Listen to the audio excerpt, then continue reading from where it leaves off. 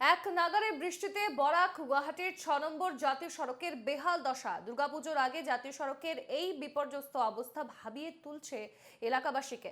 গুয়াহাটি শিলচর এবং শিলচর গুয়াহাটি যাতায়াতে বেশ সমস্যার সম্মুখীন যানবাহন।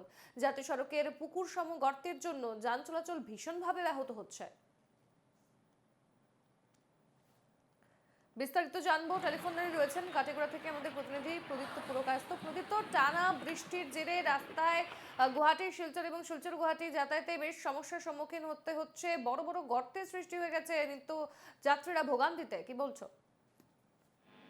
হ্যাঁ, ব্যাপারটা এমনই হয়েছে। গত 7 দিন ধরে প্রায় আমাদের বরাক উপত্যকা এবং মেঘালয়ের পাহাড়ে প্রচুর বৃষ্টি হচ্ছে। এই বৃষ্টিপাতের দরুন 6 নম্বর জাতীয় সড়কের মেঘালয় অংশের অবস্থা খুবই বেহাল।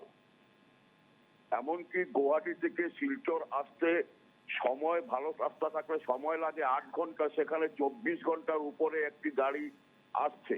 গতকাল বিকেলে যে ডে সুপারটি আসার কথা ছিল শিলচরে, সেটি আজ সকালে 10টা সাড়ে 10টা নাগাদ এসে পৌঁছেছে একমাত্র এই মেঘালয়ের এই জাতীয় সড়কের জন্য।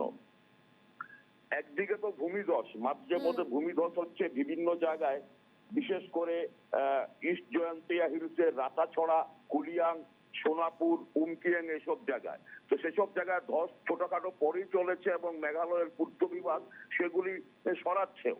কিন্তু এর মধ্যেও কয়েক হাজার গর্ত, এখানে গর্তের মধ্যে রাস্তা না রাস্তার মধ্যে গর্ত, কিছুই বোঝা যায় না।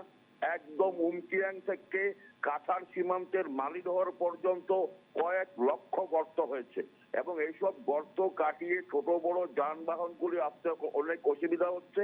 আর সবচেয়ে বড় ব্যাপার হচ্ছে মেঘালয় অংশে কোনো কোনো গাড়ির চালক আগে যাবার জন্য, দ্রুত গতিতে যাবার জন্য 1 লাইন 2 লাইন অথবা 3 লাইন করে মানে ট্রাফিক জাম করে দিচ্ছে এবং এই সড়কের অবস্থা খুবই বেহাল।